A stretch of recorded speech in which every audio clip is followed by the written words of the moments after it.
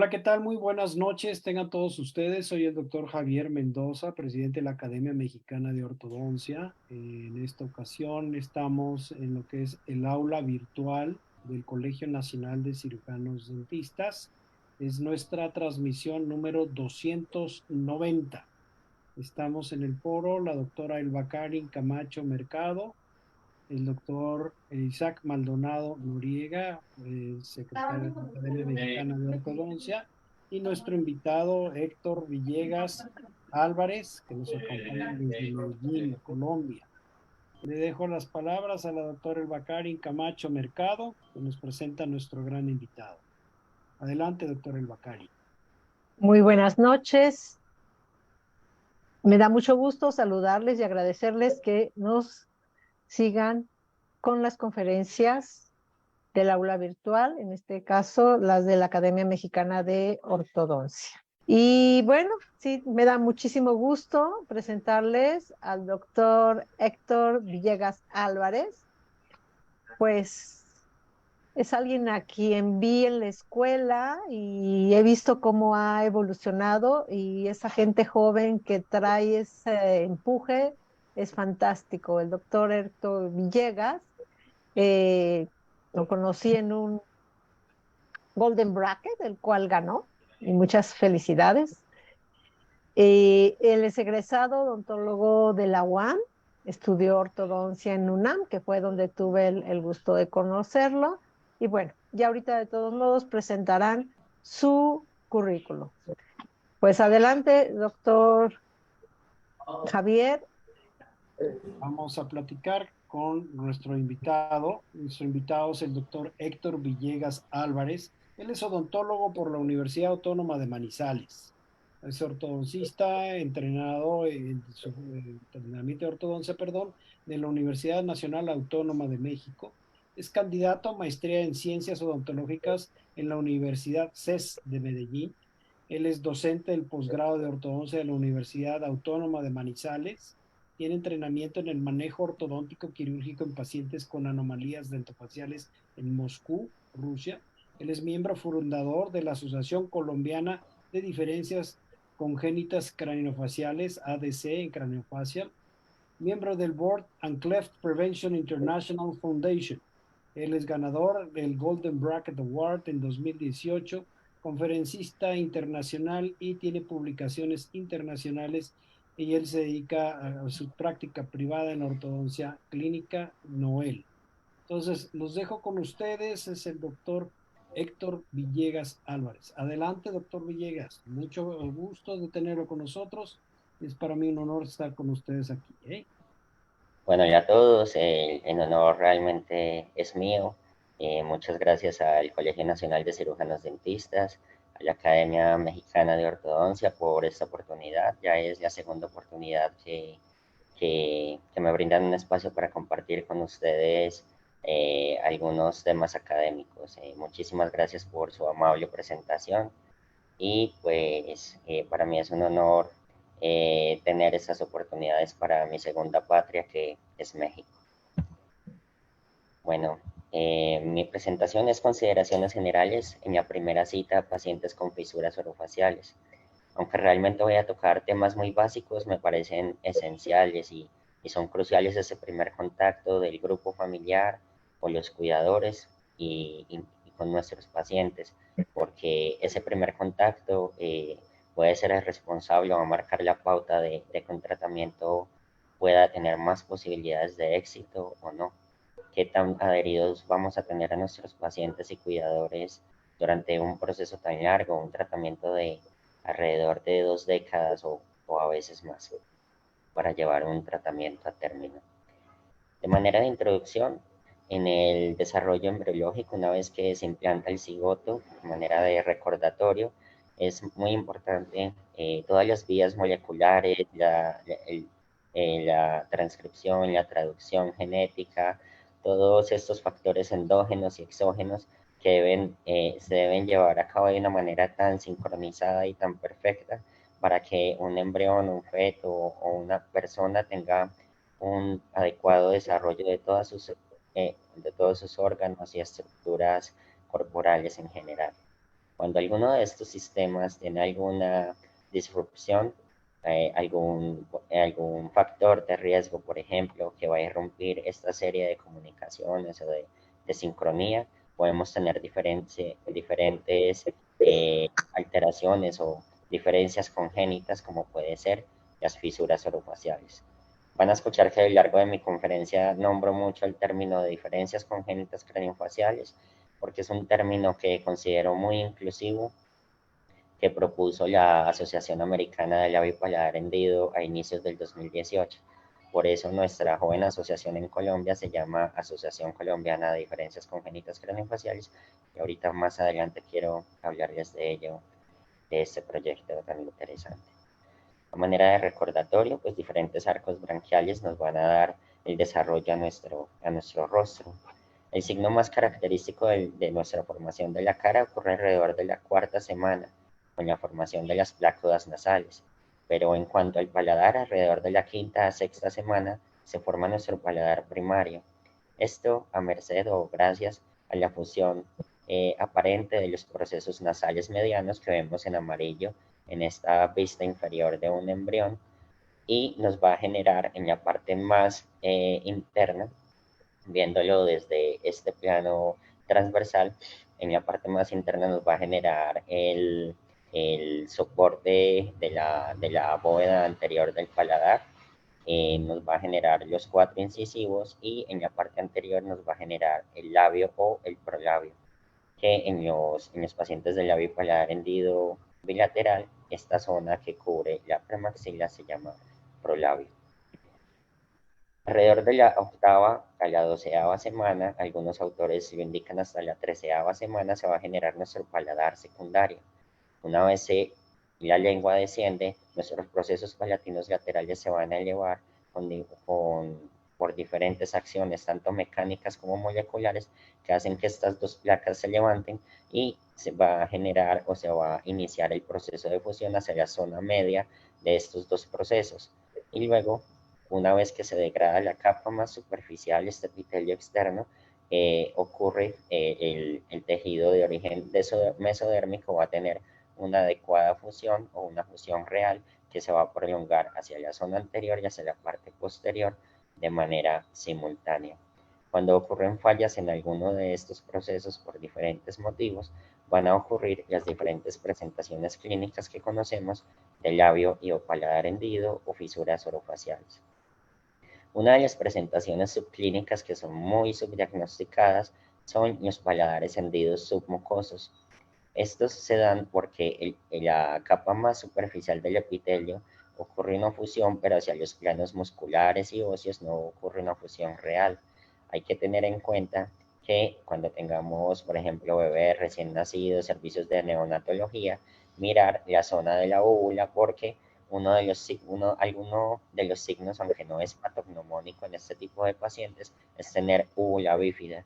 Allí lo que se recomienda es colocar una fuente de luz, y en los pacientes que tienen un paladar hendido submucoso se va a ver una zona translúcida allí.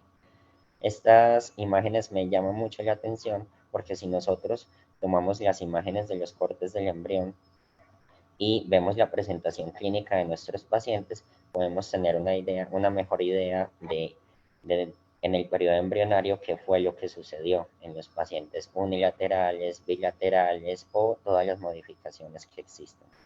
Aunque la literatura indique que las fisuras de línea media son realmente escasas, con una tasa de un caso por cada millón de nacidos vivos, yo no sé si afortunada o desafortunadamente he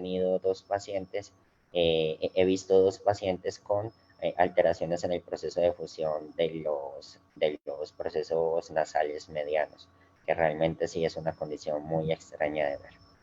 Pero bueno, vamos al punto, y es: ¿qué pasa en esta primera consulta? Estas son imágenes de una madre muy joven de la clínica de la Unitec en México, que quiero agradecer a ellos por abrirme las puertas y poder rotar con ellos aunque estaba haciendo mi especialidad en ortodoncia en una excelente universidad como es la UNAM, en la Unitec también me abrieron las puertas para rotar en su clínica de labio y o paladar hendido. Entonces, muchísimas gracias a ellos. Pero bueno, ¿qué ocurre en esta primera consulta? Generalmente en esta consulta suelen ser demasiado emotivas y los pacientes llegan con una carga, y los pacientes, cuidadores, llegan con una carga emocional demasiado fuerte.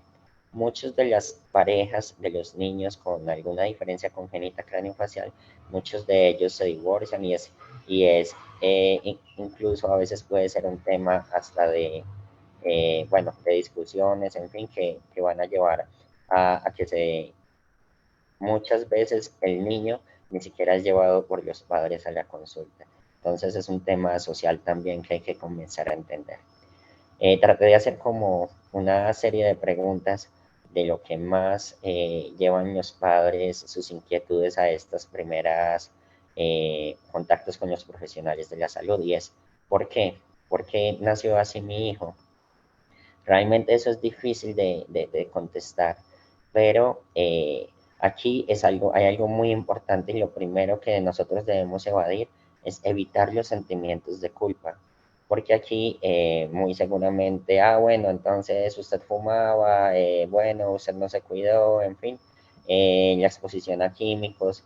Y la mejor respuesta que yo pienso desde mi punto de vista que podemos dar es decirle a estos cuidadores y al paciente que se debe a un tema multifactorial y que hasta el momento no hay nada con exactitud que lo pueda desarrollar. Hay diferentes factores de riesgo y cada uno de ellos tiene un peso en la etiología, pero realmente no podríamos asegurar. Aunque tengamos un componente, un factor de riesgo muy arraigado que en la anamnesis de los cuidadores nos puedan indicar, por favor, obviemos o realmente no es el espacio para buscar culpables, más bien nosotros tenemos que ser un punto de apoyo para nuestros pacientes, para sus cuidadores, darles una esperanza y conseguir por todos los medios tener una adherencia al tratamiento y decir que más bien vamos a buscar una solución para que todo llegue a un muy buen término y decirles que no son los únicos, que es que es una diferencia congénita realmente muy común. El niño podrá comer, sí, podrá comer. Necesita algunas intervenciones, algunos aparatos que van a ayudar a mejorar su calidad de vida y demás, van a ayudarlo a comer porque el niño no puede hacer presión negativa de manera eficiente por las fisuras que tiene a veces en el labio o en el alvéolo o en su comunicación con la cavidad oral y el paladar, y entonces esto puede agravar un poco las cosas. Recuerden que los niños con fisuras orofaciales suelen tener un peso menor a la norma al momento del nacimiento, y esto se debe a varios factores, desde vías moleculares, transcripción, traducción genética, hasta una estructura que en estos niños o en estos pacientes se suele perder un poco antes que los pacientes regulares. Recuerden que no hablamos de pacientes normales ni personas normales, sino de personas o pacientes regulares. ¿El niño podrá estudiar? Por supuesto que sí, el niño puede llevar una vida escolar y académica completamente normal. Ahorita más adelante voy a hacer un pequeño paréntesis sobre por qué el rendimiento académico a veces no es el mejor en ellos. Expectativa de vida, pues es comparable con las personas regulares. ¿El niño tiene algún otro problema de salud? Esto es súper importante descartarlo. El labio paladar hendido y las fisuras orofaciales son la segunda malformación más común de la especie humana. En Estados Unidos solo es superado por el síndrome de Down, y a nivel mundial las cardiopatías son los problemas congénitos más comunes. Si tenemos en cuenta que el músculo cardíaco se deriva del ectodermo, nosotros tenemos que comenzar. Lo primero que debemos hacer es, junto con el pediatra y el equipo interdisciplinario, es eliminar o descartar cualquier compromiso de otro órgano o sistema que haya en el niño. Afortunadamente, la mayoría de los casos de fisuras orofaciales en el mundo, alrededor del 65 al 70% de ellos son no sindrómicos, es decir, que no tienen ninguna anomalía asociada. Pero lo interesante es que la mayoría de estos tienen potencial de prevención, pero nuestras estrategias de prevención a nivel mundial son realmente muy limitadas. Bueno, aquí voy con lo del corazón. Una de las primeras cosas que se tienen que descartar es problemas cardíacos, porque como estos niños, estos tipos de pacientes se tienen que intervenir Normalmente a los 3 meses, cuando cumplen la regla de los 10, lo primero que tienen que hacer es subir 10 pesos, 10 libras de peso, tener leucocitos menores a 10.000, indicando que no tiene ningún proceso de infección activo, y una hemoglobina mayor a 10 gramos por decilitro. Eso es el primer requisito que necesitan para la cirugía de la quelorrafia o la reparación del labio. Entonces es súper importante que el niño pueda comer para que pueda subir de peso. Hay muchas cirugías que se cancelan.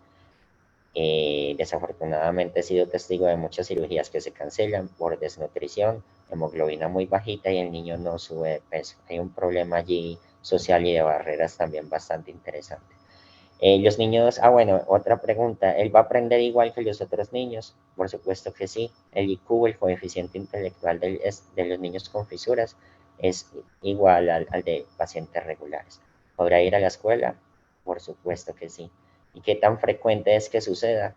Pues cada 2 minutos en el mundo nace una persona con fisuras orofaciales. Es decir, que si mi conferencia de hoy va a tardar 1 hora, de aquí a que terminemos vamos a tener 30 nuevos pacientes con fisuras orofaciales en el mundo. La tasa varía dependiendo del país. El país con menos tasa es África, alrededor de 1 por cada 2.100 nacidos vivos, porque tienen un componente genético un componente genético protector. Pero en Asia, por ejemplo en India, nacen 3 pacientes cada hora con estas condiciones. He escuchado tasas tan altas como 1 por cada 300 nacidos vivos en Filipinas, pero a nivel mundial más o menos la tasa está en 1 por cada 750 a 800 nacidos vivos. En México es 1 por cada 850 nacidos vivos, muy cerca de la tasa de Colombia. Bueno, ahora en cuanto al diagnóstico, en la investigación que hicimos en México, en la UNAM, con el doctor Roberto Ruiz, la doctora Elin Uribe Querol y el apoyo de la doctora Tolaroba, encontramos muy tristemente que solo el 30% de los casos de nuestra muestra son diagnosticados de manera prenatal. Pero nosotros aquí en Colombia, que hicimos una misión médica, el año pasado levantamos una encuesta y solo el 16.7% de las madres de los niños que se operaron tienen un diagnóstico prenatal. Cuando yo les preguntaba a los papás, ¿ustedes qué preferían, saber antes de que el niño naciera que venía con esta condición o al momento del nacimiento? O sea, casi que unánimemente todos decían, yo prefería saber antes. ¿Por qué? Es importante eso en términos epidemiológicos y en tema de barreras a los servicios de acceso de salud, porque una de las citas que más se dilata en el momento de que el niño va a entrar a los cuidados interdisciplinarios está desde cuando se identifica el caso hasta que llega al centro de salud. Si nosotros a partir del 4.er mes, de semana 16 a la semana 20, ya sabemos que el niño viene con esta condición, nosotros podemos incluso comenzar un trabajo con los padres, desde psicología, todo el equipo interdisciplinario, y en el momento que el niño nazca, se puede tomar ese mismo día, a las pocas horas de nacida, la impresión para que comience a utilizar su obturador a las pocas horas de nacido. Ahorita más adelante voy a decir por qué la importancia de utilizar las placas al menor tiempo posible. Una de las cosas que debemos también descartar es algún síndrome asociado.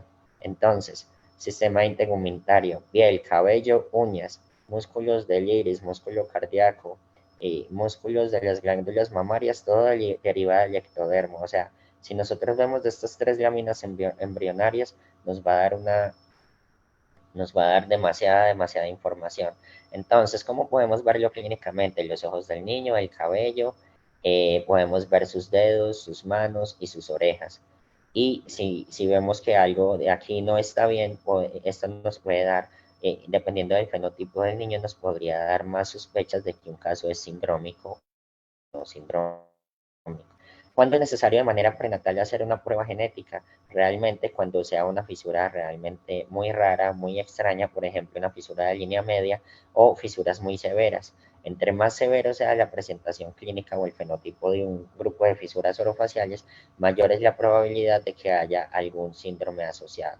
Cuando el fenotipo desde manera prenatal o en el ultrasonido nos den un tipo de fisura grave, solo en esos casos está indicado hacer una prueba genética de manera prenatal. De resto, lo mejor es esperar a que el niño nazca. En cuanto al diagnóstico, pues sí, hay fallas de sensibilidad y especificidad como cualquier prueba diagnóstica, y más que todo cuando son fisuras que se comprometen solo el paladar y no el labio, a veces es difícil de diagnosticar, y más que todo pues en las imágenes 2D, por supuesto. Las imágenes 3D han ayudado muchísimo con el diagnóstico prenatal en el tema de cuando hablamos del tema de medicina fetal, pero de medicina fetal, pero realmente pues nos ha ayudado hoy por hoy a identificar más casos. En cuanto a la clasificación, pues como todo, los diferentes autores hacen sus propuestas. Hay dentro de la primera que tengo como reporte aquí está en 1922, y a partir de allí se han hecho diferentes propuestas. Una de las más utilizadas es la de Kernahan o Kernahan y Stark, y sus modificaciones, que se parece como a una cubeta o cucharilla de toma de impresión, donde se puede individualizar muy bien el fenotipo de los diferentes casos. ¿Okay? Esta otra clasificación me gusta mucho para determinar la severidad de las fisuras: la fisura tipo A, la tipo B y la tipo C. ¿Cuándo es una fisura tipo A? Cuando los procesos palatinos en los unilaterales se habla de segmento mayor y menor. En el segmento mayor es el que incluye los 4 incisivos o la premaxila, y el menor pues será el que no lo incluye. Entonces, ¿qué pasa? La tipo A es cuando la fisura es menor al tamaño de los procesos palatinos. La tipo B, cuando la fisura es igual al tamaño de los procesos palatinos. Y la tipo C, que por supuesto será la que tenga peor pronóstico, es aquella en la que los procesos palatinos laterales son mucho menores en tamaño a la fisura como tal. ¿Por qué esto empeora el pronóstico? Porque se necesita suficiente tejido para poder reparar toda la fisura que está más hacia la línea media. Si no hay suficiente tejido para poderlo corregir, esto puede generar más complicaciones durante o después del procedimiento. Sobra decir que el tratamiento de los niños o personas con labio y paladar hendido necesitan de un equipo interdisciplinario. Fue hasta 1940 que fue el concepto de grupo interdisciplinario fue formalizado, y a partir de 1940 el ortodoncista fue adoptado a este grupo interdisciplinario de manera formal. Dentro de lo primero que debemos hacer es tomar una impresión. Si nosotros tenemos un escáner, pues hay que mirar los diferentes diseños de los escáneres. Hay unos que tienen una parte activa muy grande, hay otros que no. Hay otros que tienen unas limitantes, y es que lo que hace este tipo de escáneres en general es generar muchas fotos para luego reconstruir y generar una imagen en 3D. ¿Qué pasa?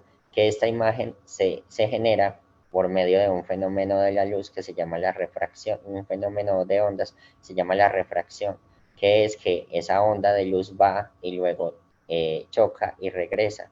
En los pacientes con fisuras, cuando tienen fisuras muy profundas, a veces cuesta muchísimo registrar esta zona de la hendidura. Entonces, lo que se puede hacer si tienen este tipo de tecnología es colocar gasa o algún tipo de material en esta zona para que la luz refracte allí, y aunque no sea la fisura como tal del paciente, le va a servir para tener un biomodelo y a partir de allí diseñar el aparato que ustedes consideren.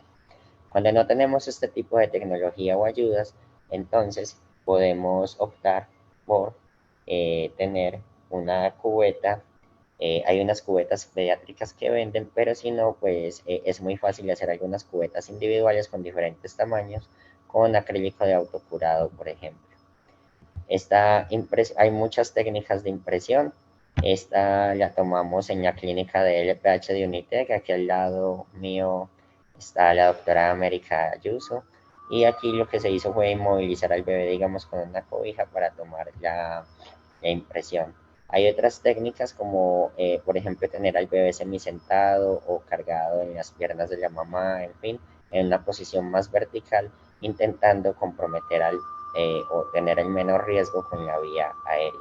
En los pacientes que tienen síndromes, que tienen otro tipo de dificultad respiratoria, o en fin, yo lo que hago es, si tengo acceso a un quirófano, Lo ideal es hacerlo allí en el quirófano con el anestesiólogo, con el equipo de succión, con el eyector, con un buen eyector y todo el equipo de vía aérea para poder manejar la urgencia. Tengan un muy buen consentimiento informado de este procedimiento, porque si se hace mal, el paciente incluso puede llegar a tener una obstrucción de su vía aérea y llegar a morir por esto. No sé si el que se alcance a escuchar allí el audio del video, pero el niño está llorando. Si el niño está llorando allí, ustedes pueden estar tranquilos porque quiere decir que la vía aérea está permeable.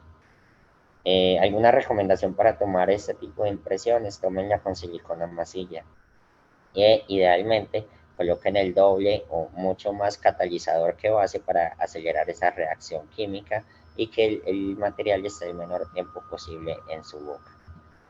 Una vez, este es el modelo que nosotros podemos tener, aunque se puede hacer de manera digital también. Aquí vemos un paciente con una fisura unilateral izquierda de la doctora Victoria Méndez Yazo, igual cuando rotaba en la clínica de LPH. Y aquí lo que se hace es, lo que decidieron hacer fue una placa obturadora pasiva. Recuerden que hay unas activas y hay otras pasivas. Las activas son las que van a generar algún estímulo para el crecimiento de manera mecánica, o pasivas donde simplemente se va a alojar allí y va a servir como una barrera, aunque nada más con permitir el descenso de la lengua se van a tener muchas ventajas en este tipo de acercamiento. Allí lo que ustedes ven es adhesivo para prótesis como Corega, porque pues el niño tiene sus rebordes alveolares, no tiene dientes, no vamos a tener buena retención para ello. Mi recomendación cuando vayamos a utilizar este tipo de adhesivos, idealmente hacerlo solo sobre el reborde alveolar para que el adhesivo no esté en toda la superficie del paladar y permita un deslizamiento o un crecimiento de esos procesos para que vaya disminuyendo el tamaño de la fisura, porque si tienes un adhesivo de pronto puede limitar ese movimiento de los segmentos. Este procedimiento es muy sencillo y yo pensaría que cualquier odontólogo, casi que cualquier profesional de la salud con un entrenamiento muy sencillo podría hacer este tipo de procedimientos que se llama adhesión labial no quirúrgica. ¿Cuál es la importancia de este procedimiento? En una anatomía normal, en un niño, por ejemplo, aquí vemos toda su musculatura perioral en la imagen gris, y en un niño con una fisura uni o bilateral, veamos todos sus músculos periorales. La mayoría se insertan en el ángulo de la boca y en el orbicular oral. ¿Qué pasa? Si ustedes ven, los vectores son más que todo hacia arriba, los que se originan en la parte infraorbitaria o en el proceso cigomático, y también de manera transversal, como irrisorio, buccinador y en fin. ¿Qué va a pasar? Que solamente con la gesticulación del niño, el vector de contracción de esta musculatura perioral nos va a alejar los labios y va a hacer que la presentación clínica de la fisura se vea peor. Además, que se va a hacer que se colapse también las narinas y nuestra nariz se vea mucho más asimétrica. Entre menos tiempo pase desde el nacimiento del niño hasta estos abordajes que, que pueden hacerse de una manera sencilla, obviamente con un entrenamiento adecuado, el paciente va a tener un mejor pronóstico. ¿Okay? Aquí es donde voy a hacer el paréntesis en cuanto al rendimiento académico de los niños con labio y paladar hendido, porque tristemente alguna literatura los trata como niños con discapacidades intelectuales, y lo que sucede realmente es que se ha demostrado que un niño con fisuras orofaciales puede perder alrededor del 50% de las pláticas o de lo que hablan sus maestros o profesores en las aulas de clase. Esto se debe a que, como no hay una fusión de los músculos del paladar blando hacia la línea media, el músculo elevador del velo del paladar no cumple una función hacia la tubofaringotimpánica. ¿Qué quiere decir eso? Hay un esfínter que divide la nasofaringe del oído interno, y este tubo lo que se encarga es de liberar presiones internas. Se encarga como esfínter de que los líquidos no vayan allí y de que el oído normalmente esté ocupado por aire, para que cuando entra el sonido, las ondas de sonido, si hay aire dentro del oído, pues el sistema auditivo va a funcionar de una manera adecuada.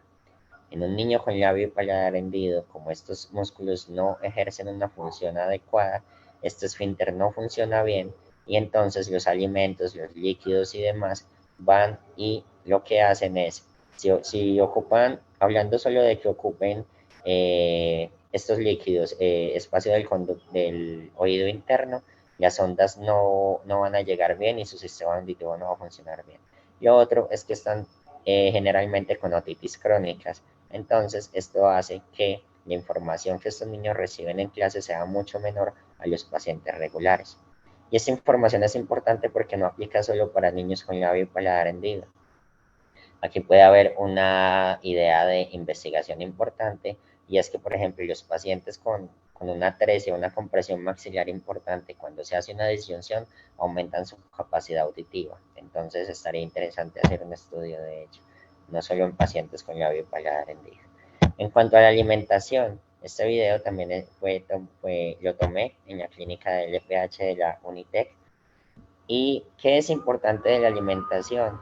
Hay unos biberones especiales para hacerlo, pero si ustedes notan en este niño con un labio paladar hendido bilateral, lo que sucede si el niño no tiene el obturador es que con el mismo biberón lo que hacen es que se deforman más. Por ejemplo, si la mamá lo coloca más hacia la línea media contra la premaxila, la puede protruir, la puede intruir. Es muy común que coloquen la punta activa del biberón entre la fisura y lo que hacen es que pueden rotar más y desplazar la premaxila hacia un lado y eso va empeorando el pronóstico del caso. Entonces el niño sí puede alimentarse, hay unos biberones y unas ayudas extras, pero hay que tener el obturador en el menor tiempo posible. Sí, hay diferentes diseños realmente. Esta es una foto de un niño con una adhesión labial no quirúrgica. Bueno, por supuesto que como todo lo que hacemos va a estar limitado según los avances de la ciencia, según la evidencia disponible y según la tecnología disponible. Anteriormente,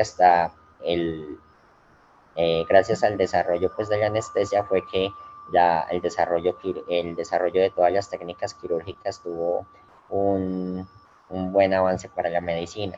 Pero antes de ello, en los pacientes con fisuras orofaciales, lo que sucedía es que el cuidado de los niños iba prácticamente a tener un obturador toda la vida. Hay unas modificaciones y revisando la literatura sobre este tema, hay unos incluso que lo que hacen es tener una extensión hacia la parte de atrás para que sirva como esfínter y no permitiera el paso del aire hacia la cavidad nasal y de esta manera buscar mayor inteligibilidad en el lenguaje.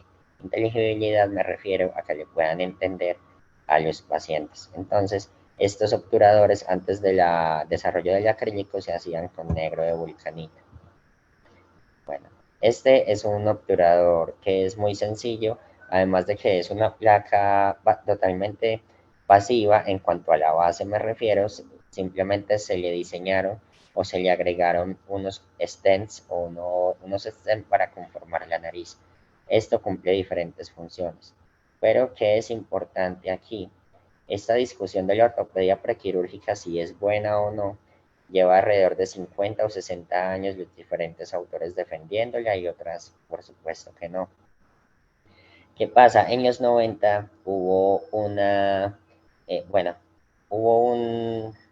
investigación muy importante donde se demostró, una vez que nacía el niño, todavía tenía altas concentraciones de hormonas maternas, como son los estrógenos, que ayudan también a la proliferación y diferenciación celular, y una biomolécula muy importante como es el ácido hialurónico.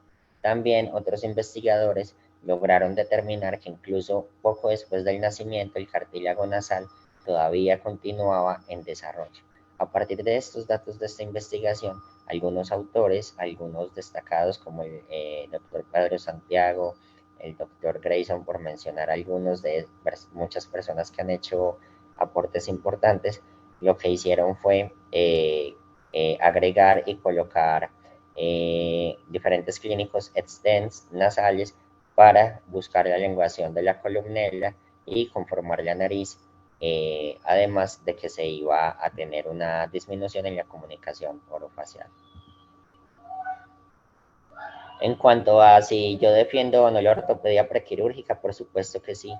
Es realmente muy evidente el cambio que tiene un paciente o la tensión que va a tener el cirujano al momento de que afronte los tejidos y vaya a suturar, la disminución de la posibilidad de una reintervención para un cierre como este.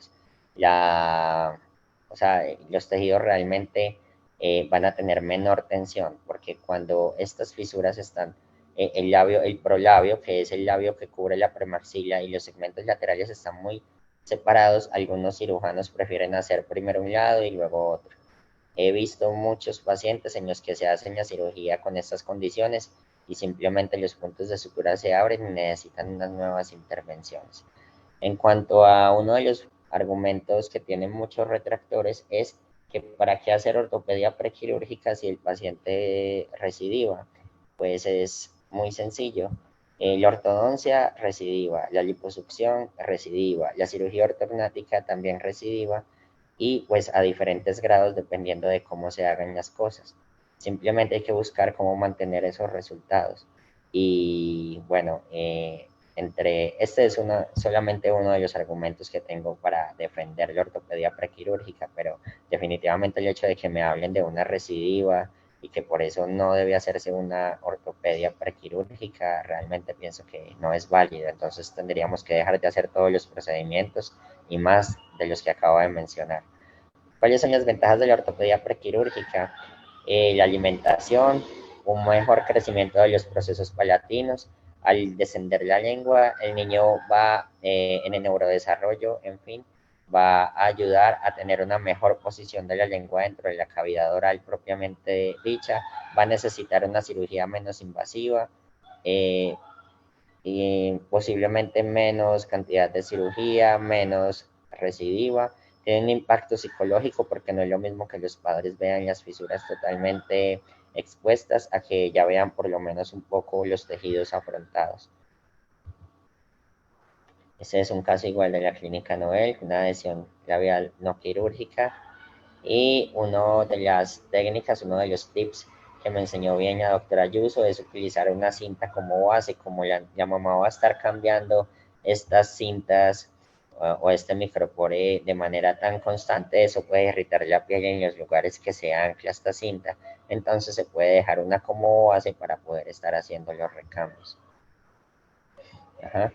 Este stent, bueno, ya ahorita vamos a ver un poco sobre esta activación, pero debe ser más cerca hacia la línea media y debe de proyectar un poco más la punta nasal, ¿sí? Eso es lo que debemos buscar con ese stent. ¿Qué tanta fuerza se debe hacer al momento de activar? Lo ideal es que una vez que se haga presión sobre el tejido blando, la isquemia no dure más de 15 segundos. Si nosotros cuando colocamos un dispositivo como este, el stent, hace isquemia más de 15 segundos, es muy posible que si se mantiene la isquemia en el paciente, luego cuando venga control, ese tejido en esa zona esté ulcerado.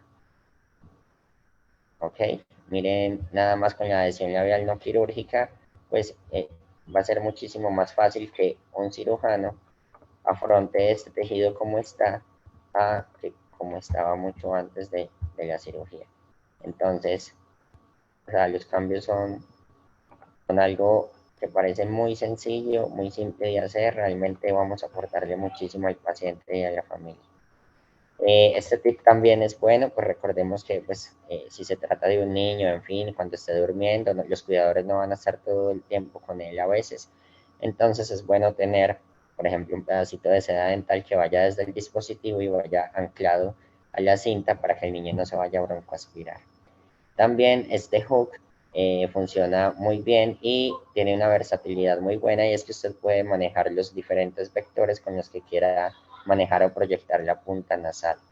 Me parece interesante porque ahorita hace un mes estuve en un congreso importante de diferencias congénitas craneofaciales, y en el protocolo de Milán hicieron una presentación impresionante el doctor Matías, y mostraron un seguimiento de casos a 40 años, y fue impresionante. Y ellos, bueno, recomendaban este hook o este ganchito como un dispositivo que había tenido muy buenos resultados en ellos. En cuanto a algunas técnicas que pueden ser un poco más invasivas, en algunos protocolos se aprovecha la anestesia de la quelorrafia o la cirugía de cierre primario del paladar para colocar este botón en el paladar primario. Es un botón de acrílico que va anclado con unas grapas en acero inoxidable hacia el paladar en la zona anterior. Miren lo que se puede lograr con la ortopedia prequirúrgica. Pasamos de una fisura, igual pues era una fisura grado A en la parte superior, y pasamos a una fisura grado A, pero en unas condiciones muchísimo mejores que en la primera. Si ustedes ven, hay una mejor alineación en la última imagen, la inferior derecha, con los procesos alveolares. ¿Y por qué es importante cuidar los planos oclusales desde allí? Porque va a ser el futuro desarrollo de los arcos dentales. Bueno, aquí tenemos esta imagen del niño y desde Unitec, y también se tuvo un modelo estereolitográfico. Aquí lo que se hace es ortopedia. Bueno, aquí hubo un lapsus y el stent debería ir por encima de la cinta, perdón. Y luego de que pasa la cirugía primaria, entonces sigue con el protocolo del uso del gorrito con el hook. Esto es un poquito más cómodo para el bebé. Bueno, en los pacientes bilaterales, ¿qué debemos de tener en cuenta? Debemos de tener en cuenta el tamaño de la premaxila y el prolabio. El prolabio es la porción del labio que generalmente no incluye tejido muscular en esta zona, y se habla de proporciones. Un paciente tiene mejor pronóstico para cirugía cuando el prolabio tiene por lo menos una proporción 1:1 perdón, con la premaxila. Cuando el prolabio es muy pequeño con base al tamaño de la premaxila, el pronóstico allí comienza a empeorar, porque quiere decir muy posiblemente que se va a generar mayor tensión en esta zona. Otra de las cosas que debemos tener en cuenta en los pacientes bilaterales es si tenemos espacio o no para posicionar nuestra premaxila. En los pacientes bilaterales, esta premaxila suele venir anclada del vómer, y recuerden que el vómer es un hueso súper importante para el desarrollo del tercio medio facial. Entonces, en algunas ocasiones, los procesos palatinos secundarios, es decir, las zonas posteriores del paladar, están totalmente colapsadas. En muchos casos, lo que se hace es incluso colocar placas para expandir esa zona, aunque suene ilógico, pero lo que necesitamos es conseguir espacio para llevar la premaxila a esa zona y lograr que los futuros arcos dentarios queden alineados de la mejor manera. En la premaxila, muchas veces lo que se quiere hacer antes de retraer es rotarla, centrarla y luego retraerla.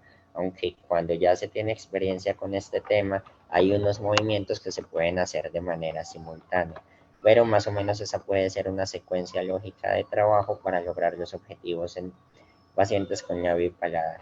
Aquí vemos este caso bilateral, tiene una columnela muy corta, y lo que se busca con los stents nasales desde la placa que va en el paladar es precisamente elongar esa columnela para que cuando se lleve la premaxila hacia atrás no se colapse tanto la punta nasal. Este es un caso excelente de la doctora Ayuso en Unitec, donde se tienen varios años de seguimiento. Aquí se fue posicionando la premaxila, se va centrando, es como hacer un setup. De hecho, ahorita hay muchos clínicos que están haciendo este mismo protocolo, pero de manera digital. Y pues se puede hacer de las dos maneras, se puede hacer muy bien. Aquí se colocó el botón de crecimiento en la zona anterior del paladar. Miren el cambio. O sea, si hubiesen operado la niña en la primera, bueno, como llegó a la primera consulta, el pronóstico hubiese sido muy diferente. Miren cómo queda su nariz y la reconstrucción del labio luego de que esta premaxila es centrada y llevada hacia atrás para alinearla con los otros segmentos. Cambia por completo la historia de esta paciente. Entonces, como le dije, se trata como de hacer un setup para ir llevando esta premaxila hacia atrás. El seguimiento de la paciente. Y bueno, aquí tenemos ya una arco en dentición temporal. Un muy buen seguimiento de la doctora Ayuso. Aquí, bueno, en cuanto al laboratorio, lo que se hace, la primera capa debe ser idealmente en Softy, que es un tipo de acrílico más suave, es con este que se hacen los rebases en prótesis total, y luego se colocará acrílico de autocurado normal. En cuanto a la toma de la impresión, nosotros, bueno, yo recomiendo cuando ya tengan una buena destreza de la técnica, incluir con el material la impresión de la zona de la nariz para que ustedes puedan diseñar mejor el stent. Ahorita pues está escaneando inclusive la nariz y va a ser muy bueno para hacer seguimientos y estudios antropométricos de los cambios y predicciones de crecimiento, de las fisuras y demás. De hecho ya hay unos algoritmos de trabajo por algunos doctores de Rusia con una metodología similar. Y en la imagen donde vemos el material, vemos dos líneas de catalizador, precisamente es para disminuir el tiempo de trabajo y lo que va a estar en boca en el niño. Si no tenemos silicona ni escáner, entonces no es lo ideal, pero entonces algunos clínicos lo que recomiendan es utilizar alginato, pero ya casi que estén completamente duro porque no se necesita tanto detalle en impresión. Y antes de introducir a la boca, colocan una gasa sobre el alginato y lo llevan a boca. No se debe llevar el alginato así porque tiene, bueno, el niño se puede ahogar con facilidad. Hay que tener en cuenta una vez se retira el material de impresión que no vaya a quedar ningún material hacia las bóvedas, hacia la cavidad nasal, porque esto puede generar hongos en esa zona. Okay, este es otro paciente de Unitec, de la doctora Ayuso. Miren la forma de la nariz en la parte anterior con el uso de estos hooks. Okay, seguimos el desarrollo de los arcos.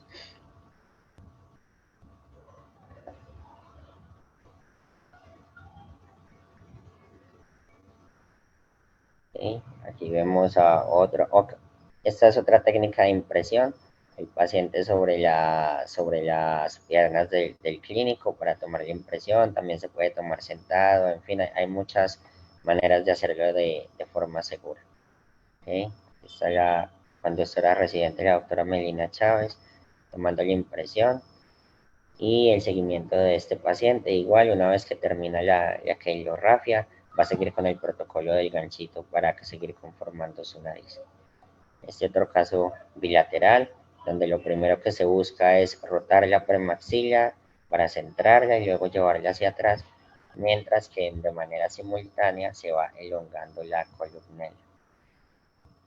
Realmente hay mucha literatura y muchísimos diseños de aparatos que pueden utilizar. Como siempre, la premisa o el objetivo es no hacer daño o hacer el menor daño posible. Mientras se tenga plausibilidad biológica, conocimiento biomecánico, se utilicen materiales biocompatibles, en fin, prácticamente los límites son la imaginación. Ustedes como ortodoncistas son expertos en crecimiento y desarrollo craneofacial y pueden perfectamente redirigir o moldear los huesos del paciente durante cualquier etapa de su desarrollo. Esta era la paciente de la doctora Emma Guevara, centroamericana. Este es otro caso bilateral donde llega con la premaxila muy protruida. También es de Unitec. Se hace esta placa pasiva.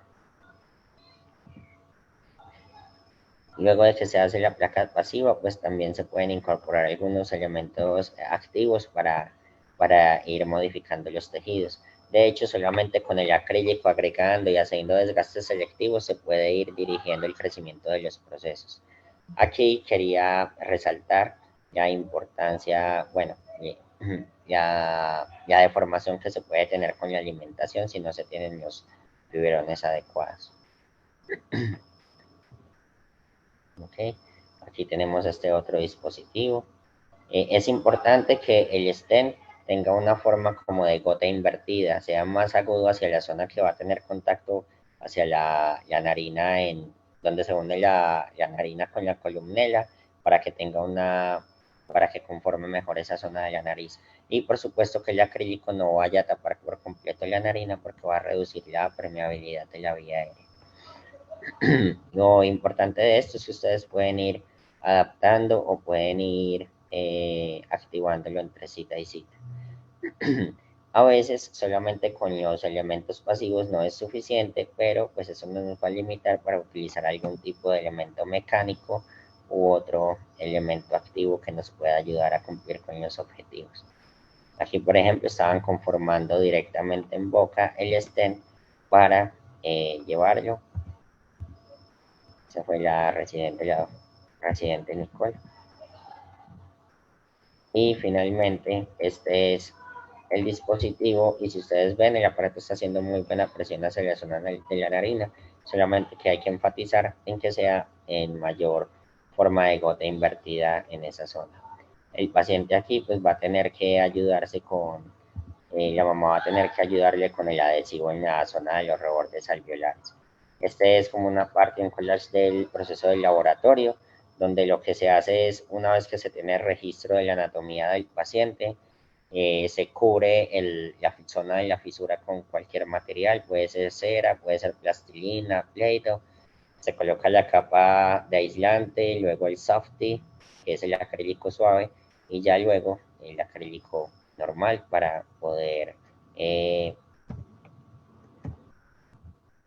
tener la separación de las cavidades de oral y nasal. Es muy importante que cuando coloquemos el acrílico en el paladar nos aseguremos que no se vaya hacia las zonas de la fisura como esperando tener retención de los procesos palatinos laterales, porque eso lo que va a hacer es reducir o no va a permitir el movimiento de los procesos palatinos para crecer o para disminuir la zona de la fisura, que es lo que buscamos, uno de los objetivos que buscamos allí. Tenemos este otro paciente, igual con una placa obturadora pasiva con base de Softy. Este protocolo de los ganchos también es muy acertado. Y botones de crecimiento, que generalmente van a 45 grados para tomar la angulación de las crestas palatinas. Este es el paciente luego de tener su keilorrafia, luego de seguir la conformación de su nariz y tener el botón de crecimiento en la zona anterior. Este es el tan afamado NAM, querido por muchos y odiado por otras personas, y fue el que desarrolló Grayson y Pedro Santiago, y lo que hicieron fue, lo que se hace aquí es utilizar algunos resortes o elásticos para retraer o llevar la premaxila hacia atrás, parece un arco extraoral más o menos, y lo que hace es retruir la premaxila para alinearla cuando está muy protruida. Y de manera selectiva se puede agregar material y quitar en algunas otras zonas para ir guiando el crecimiento el crecimiento o el movimiento de nuestros segmentos. Por ejemplo, aquí, si queremos mover la premaxila, simplemente agregamos un poquito de material hacia la zona derecha, disminuimos hacia la parte izquierda y la premaxila va a ir obedeciendo en esa dirección. Es más o menos el proceso que se hace en alineadores en los setups, más o menos así para entender esa biomecánica. Este es la manera en que se activa el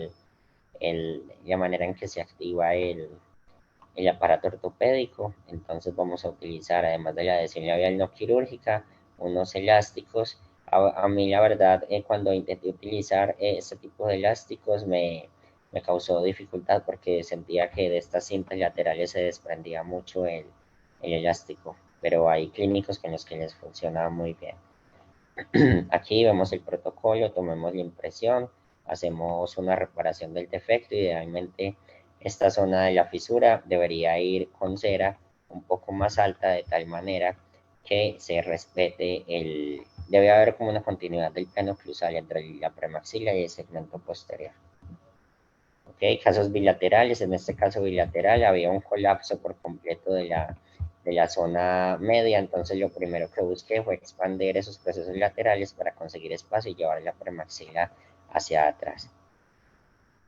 Y luego hice una modificación para ir llevando la premaxila. Lo que hice fue colocar un tornillo en B abierto para a medida que lo activaba él se fuese cerrando, y porque necesitaba un movimiento de bisagra y era exactamente lo que lo que podía darme este tipo de tornillo cuando hice la modificación en su momento.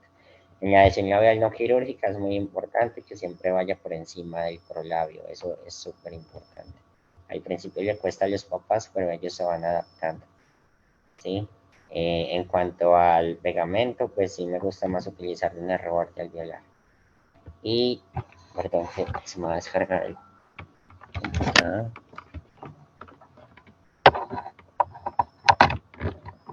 Y en cuanto al lenguaje, hay pacientes que por alguna razón no se puede hacer su reparación palatina.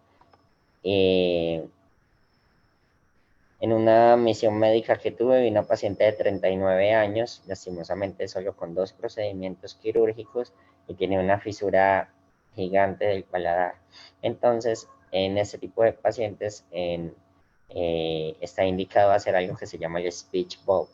El speech bulb es un dispositivo donde tiene una extensión de acrílico hacia la parte posterior, como hacia el orofaringe, buscando que funcione como esfínter para que ocluya con las paredes laterales y posterior de la faringe y haya menos escape nasal. ¿Qué pasa? Esto, para activarlo de una manera adecuada, lo mejor es tener una nasoendoscopia y tener el video o imágenes en tiempo real para saber ustedes realmente dónde deben agregar, dónde deben quitar, etcétera. Pero a veces es dispendioso porque el paciente pues se activa el reflejo de náusea, un efecto protector de la vía aérea, y a veces es complicado lograr una adecuada adaptación en esa zona, pero pues es válido utilizarlo. ¿Sí? Este es un ejemplo de speech bulb, una paciente que en este momento no fue apta para la cirugía de reconstrucción del paladar, pero por lo menos se le dio este dispositivo. ¿Okay? Aquí otra paciente había tenido varios intentos de cirugía de reconstrucción del paladar secundario, tenía una fisura muy importante y un lenguaje, poca inteligibilidad, si se puede llamar así, y también hicimos un speech bulb. Sí, porque definitivamente el escape nasal era muy importante y bueno, los cirujanos en su momento determinaron que para poder hacer esa reconstrucción del paladar, bueno, en ese momento en esa misión médica no se contaba con con el fonoaudiólogo, más bien con el equipo técnico para hacer este tipo de prueba, entonces por eso fue lo que se pudo hacer por esa paciente en ese momento. En cuanto a la ortopedia, hay unas clasificaciones para determinar las secuelas de las fisuras. Hay una muy famosa que es la clasificación de Gosling. Y bueno, es interesante, hay que recalcar aquí que una investigación del maestro Fernando Ortiz Monasterios de México determinó en un estudio de los 60 que el crecimiento de los pacientes con fisura que no eran tratados de manera temprana, el crecimiento era prácticamente igual a pacientes regulares. Entonces, esto también desató un punto de polémica si se operaba de manera temprana o no se operaba de manera temprana. ¿Qué pasa? Cuando un paciente no se opera de manera temprana, el desarrollo del lenguaje no es bueno y tener un buen impacto en las terapias de fonoaudiología a medida que pasa el tiempo va teniendo un menor pronóstico. Bueno, cuando hacemos cambios ortopédicos, no solo estamos moviendo el paladar, hay cambios estructurales importantes en la vía aérea, en la base de cráneo, en el ancho nasal, en otras estructuras, e incluso en la estructura esfenoccipital. Hay unas modificaciones en toda esta zona de estas fisuras, entonces hay que tener mucho cuidado con los signos de alarma cuando vayamos a hacer una disyunción o una expansión maxilar. Más que todo, ahorita que estamos utilizando expansiones en pacientes adultos. Por supuesto que la hago y estoy de acuerdo y la defiendo, pero hay que tener en cuenta algunas consideraciones. Este es otro caso de la doctora Ayuso, un seguimiento, una terapia ortopédica, mitigando el efecto del detrimento de crecimiento del tercio medio facial con, con una protracción maxilar y una disyunción. Aquí hay otro seguimiento importante de la doctora América Ayuso, desde que toma prácticamente la primera impresión del paciente hasta el desarrollo de un arco adulto, desarrollos de arcos como estos quisiéramos tener en nuestros pacientes. En cuanto a los injertos óseos, es otro tema que me gusta demasiado, pero se necesitaría otra conferencia para hablar de eso. En cuanto a injerto óseo y colocar implante o mesializar el canino y dejarlo como lateral, es un tema de mucha discusión desde mi punto de vista. De manera de resumen, en cuanto se pueda dejar el canino donde debe de ser y si se puede esa zona manejarla con un implante u otro tipo de prótesis, creo que está mejor, aunque habrá unos casos donde no estará indicada.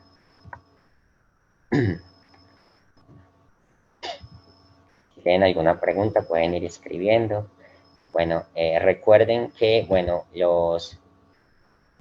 no queremos ver pacientes con secuelas a edades de la segunda década de la vida, tercera década de la vida, con detrimentos en el crecimiento del tercio medio facial y arcos tan colapsados como estos, ¿sí? Queremos ver pacientes adheridos al tratamiento, con cuidadores responsables, y queremos ver pacientes adheridos o adheridos también socialmente. Sí, que tengan proyectos de vida, que no sigan alimentando las estadísticas de deserción escolar y demás. Sí, ya sabemos que tienen un IQ similar a los pacientes regulares y no hay por qué seguir alimentando estadísticas de deserción escolar. Okay, más seguimientos de la doctora América Ayuso. Hay muchísimas alternativas para lograr conformación nasal. Aquí lo que busca la doctora es no solo lograr esos efectos en la nariz, en el paladar y demás de manera temporal, sino que se mantengan en el tiempo. Por eso ven pacientes incluso en edad mixta con conformadores nasales.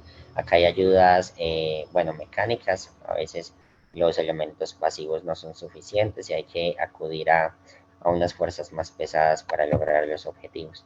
Más pacientes con botones de crecimiento.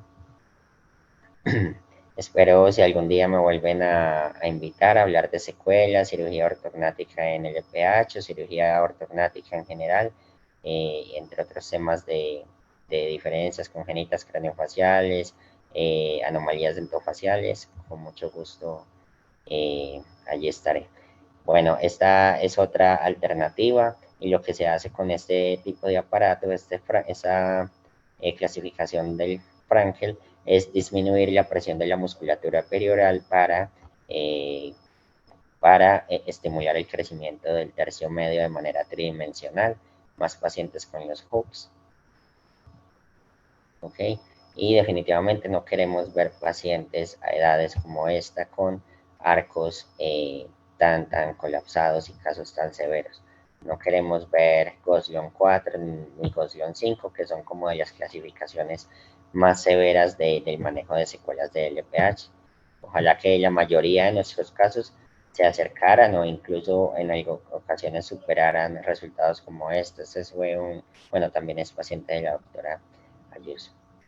Bueno, hace un tiempo pertenecía a la Fundación Sonríe, más o menos desde el 2009 comencé a tener contacto con pacientes por cosas de la vida, con fisuras orofaciales y con otras ONGs.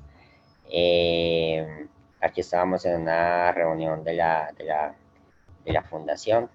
Si me preguntan a mí qué es lo más importante en el tratamiento del labio y paladar hendido, yo diría que, sin darle como orden, no sé, sería estas tres cosas. Una, amor, porque si los cuidadores, el paciente y el clínico no tienen amor por lo que hacen y amor por el proceso, no se puede lograr nada. Autoestima, porque hubo un caso muy triste aquí hace unos años y una paciente con una diferencia congénita craneofacial estaba pidiendo eutanasia aquí en Colombia. Entonces no nos ganamos nada con tener perfiles ortognáticos y pacientes clase 1 si socialmente, si la salud mental tampoco está bien.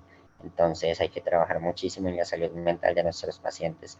Y el speech me refiero al lenguaje y por eso defiendo los procedimientos tempranos, porque yo prefiero que un paciente hable bien, que tenga buena inteligibilidad, buen lenguaje y buena comunicación, porque si uno de los argumentos para esperar que el paciente sea adolescente para comenzar a intervenirlo quirúrgicamente es que va a tener un mejor perfil y demás. Para las secuelas estéticas hay muchísimas opciones, pero para un buen desarrollo del lenguaje el tiempo puede ser limitado. Entonces, para mí estas son de las tres cosas más importantes. A veces caemos en la mecánica de la clínica y se nos olvida lo más esencial, y es que antes de una diferencia congénita hay una persona.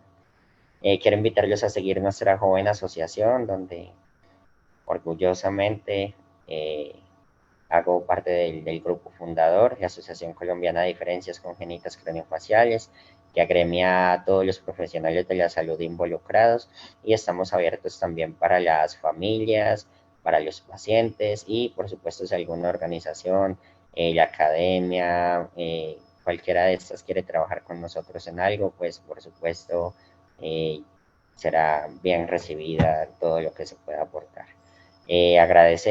Agradezco a las instituciones que me han aportado académicamente, para investigar, para educarme, por supuesto, a diferentes ONGs, organizaciones y clínicas donde he aprendido un poco sobre el manejo de fisuras orofaciales, y también pues asociaciones.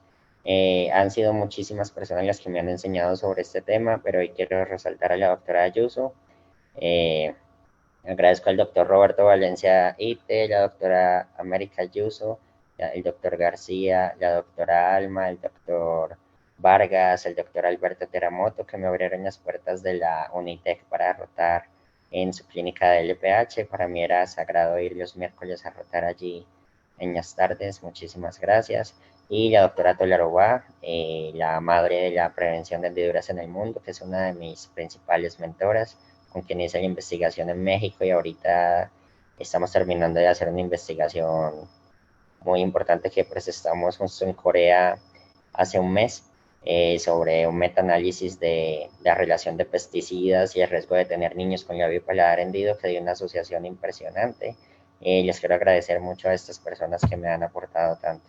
Este es mi contacto y bueno, no sé si hay alguna pregunta por allí.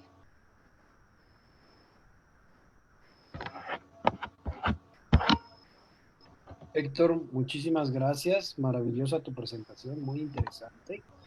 Mira, no me han hecho llegar preguntas. A ver, mira, aquí hay una pregunta de la doctora Yadira Hernández Bravo. Realmente a las placas de obturación, ¿hasta cuándo las usan? ¿O cuánto tiempo tienen que obturan? Vamos, desde que tienen el bebito, el obturador, ¿cuánto tiempo se usa este obturador? Durante toda su vida van a ir cambiando obturador y obturador, obturador, paralelo al crecimiento, ¿o qué tiempo de uso usan No, estos? ok, hay diferentes etapas para la ortopedia. Entonces, el primer objetivo va a ser acompañar el desarrollo del paladar hasta más la palatoplastía, que más o menos se hace entre los 12 a 18 meses. Una vez que se haga la palatoplastía, pues ya el niño no tendrá el obturador y habría que esperar cicatrización. Si de pronto el niño tiene alguna recidiva, alguna fístula, es decir, que se abra algún punto, no se pueda reconstruir el paladar por completo, se puede utilizar algún tipo de obturador allí también. Si el niño tiene una exitosa reparación del paladar, ya habría que esperar hasta la fase de dentición mixta para llevar al desarrollo de la ortopedia normal, si necesita expansión, protracción y demás. Espero haber respondido la pregunta. Yo espero que sí. Y aparentemente la única pregunta que llegó ahorita, o al menos de las que me mandaron. Entonces, pues yo creo que toda la información que nos has dado ha quedado muy, muy clara. Te agradezco mucho tu participación. Perdón, sí, acaba de llegar otra pregunta, doctor Héctor, de parte de la doctora Cerecero de Odontopediatría en Aguascalientes, que en qué edad se canaliza a la paciente al audiólogo o foniatra. Ok, no, debe ser, o sea, a menor edad comienza con el equipo interdisciplinario, es lo mejor. Debe comenzar con genética, con pediatra, con todo el equipo interdisciplinario para que comiencen a descartar problemas auditivos estructurales. Eh, el foniatra debe de darle técnicas de alimentación a la madre, y, o sea, al menor tiempo posible, comenzar con todo el equipo interdisciplinario. Nuevamente quiero agradecer al Colegio Nacional de Cirujanos Dentistas y obviamente al presidente Antonio Villavicencio Limón, y así como todo el personal del Colegio Nacional de Cirujanos Dentistas, especialmente a Napoleón. Me despido una vez más, soy el doctor Javier Mendoza Valdés, presidente de la Academia Mexicana de Ortodoncia, y la doctora Elba Karin Camacho Mercado. Gracias, Elba. Gracias a todos y les recordamos que a las escuelas que quieran participar pueden escribir al...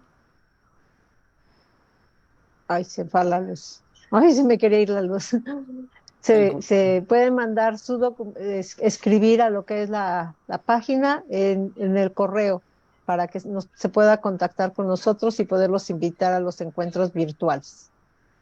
Y nos despedimos también del doctor Isaac Maldonado, secretario de la Academia Mexicana de Ortodoncia. Buenas noches, Isaac.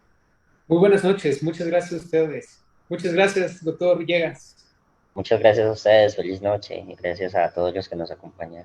Nuevamente, doctor Héctor Villegas, gracias por su participación y nuevamente esperamos tenerlo próximamente con nosotros en nuestras pláticas dentro del aula virtual de la Academia Mexicana de Ortodoncia. Claro que Buenas sí, noches a doctor, todos. muchísimas gracias. Gracias. Gracias a ustedes.